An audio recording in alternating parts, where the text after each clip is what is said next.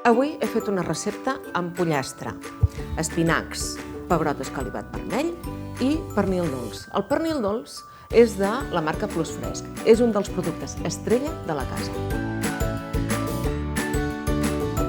Ara passo aquest rodet perquè d'aquesta manera la carn queda més prima i va molt més bé per enrotllar.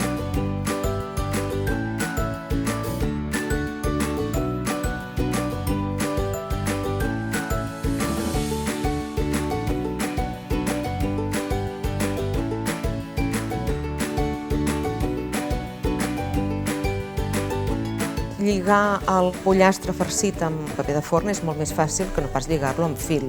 Un altre truc que jo faig a casa, aquesta part, que és la del final del paper, el deixo de cara amunt, perquè m'és molt més fàcil de treure'l després.